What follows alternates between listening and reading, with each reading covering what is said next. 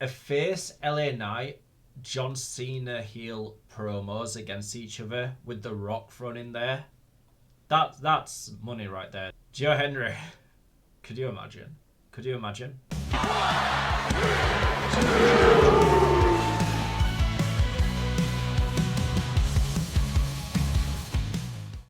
What's going on, guys? Welcome back to the channel. Today we're going to do something quite fun. With John Cena selling his soul to The Rock, does that mean that more candidates on the roster are going to sell their soul and join a faction, another corporate faction in the WWE? So let's look through the roster and rate their chances of joining The Rock and John Cena in this new corporate heel faction. Okay, so as you can see, the tiers are We Can Smell It, Know Your Role, Shut Your Mouth, and the Jabroni talent pool. Now, this is not me basing people on their in-ring talent, it's just their chances of joining this heel faction. First up is Damian Priest. I don't see that happening. Now, Montez Ford and Angelo Dawkins, the Street Profits as a tag team. Especially as heel tag team. Okay, let's move this around. Let's put Montez Ford up there. Cody Rhodes, no chance. Jabroni. Logan Paul. Shut your mouth. Jacob Fatu.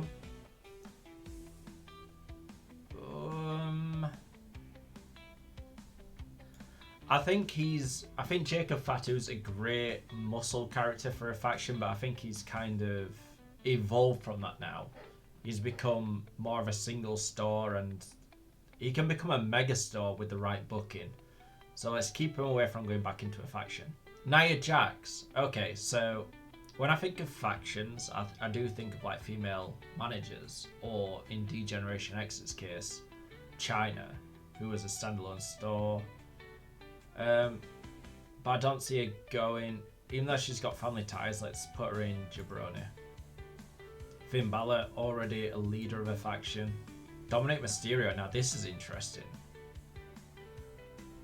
But I think that he's doing his best work with Liv in Judgment Day. I think there's a lot more story to be told there, so keep him, you know what, let's put him in Jabroni. Let's keep him away from another heel faction. Solo Sikoa. Know your role. Know your role, Solo. Next up is Austin Theory. I can smell it. I'll give my reasoning why at the end. But I can smell it. LA Knight. Jabroni. A face LA Knight. John Cena heel promos against each other with The Rock thrown in there. That's money right there. That would be incredible. Grayson Waller, Jabroni. No. I think he's on his way to better things. Okay. So we've got Austin Theory in there twice. So yeah, he's got a great chance, I think, here. Ludwig Kaiser. Jabroni. I think he's on his way to become a star in his own right, away from Gunther. Jabroni. Don't know why to think about that. He doesn't need to be in a heel faction. Drew McIntyre stays as a single star. Carmelo Hayes. No. Joe Henry. Could you imagine? No. Shinsuke Nakamura. No. CM Punk. No. See, it's going to get interesting here. Obafemi. No. OMOS. No Moss. Now, does this faction need a manager is next up. And I'm going to say, let's go with, definitely not for Paul Heyman. I think that he's in his final run now, and I can see him staying with CM Punk / Roman Reigns. I don't see him devolving and heading into a new faction. Although Paul Heyman besides John Cena would be a sight to see, right? Amanda Estrada.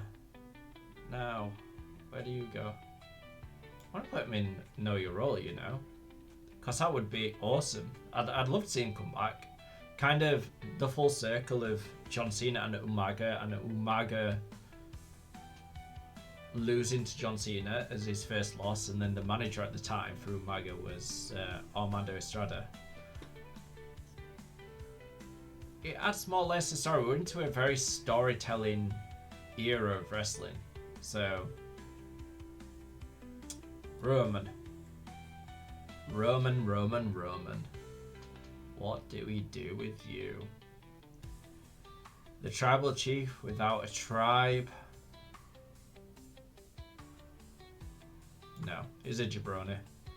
In this sense. Finally, Bianca Belair. I can heal Bianca Belair. So this is where everybody's kind of landed. I've taken like the top stars besides people that are definitely not going to be in there. Kevin Owens, Sami Zayn. I think it's very safe to say that they've settled and they've landed where they've landed. Looking at the talent pool and where we've ranked them, I'm pretty confident in if a corporate faction does come out of The Rock and John Cena's storyline, you can get Austin Theory in there as kind of John Cena's apprentice. Okay, years ago I tore you down on the microphone and then we faced off at WrestleMania and you got a win over me. You've managed to escape Grayson Waller, but there's something in there. Come with me, let me mold you into the future. Street Profits, they're a tag team with... I'm really surprised that they've not held the tag team titles more often or longer. They're a tag team that I can see being the tag team throughout the next 5 years if they're given the opportunity to be booked into the right spots, who can challenge in their own right for single titles, especially Montez Ford. With all the charisma that he's got, you can see him becoming a future world champion, definitely worthy of a few single runs as champion in the mid-card. And then joining them, just to add more layers, there's Bianca Belair. Her as a heel with the backing of The Rock would add so much more to her fighting for a women's title. She's someone who's good enough to be around the title picture all year round. But I feel like it gets a bit mundane when somebody's like that. So adding this new layer to her character allows her to be there and gives you a reason to really dig into the booze of her being a heel. Same with the Street Profits. Same with Austin Theory. But that is how I would have this corporate faction looking at the talent pool we've got and rating them on if they're going to be there or not. WWE may surprise us. Who knows? There might not even be a faction altogether. We're on the road to 4K subscribers. Please support us and hit the subscribe button. Drop a like on the video.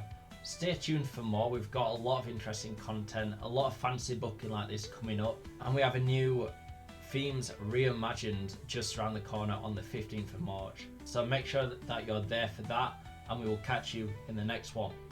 A-Town down, scream it out loud. Hey, hey. You know. SOS. I hear them shouting. I hear them crying. I hear them calling. Jay, I'll line them all up and knock them down like this.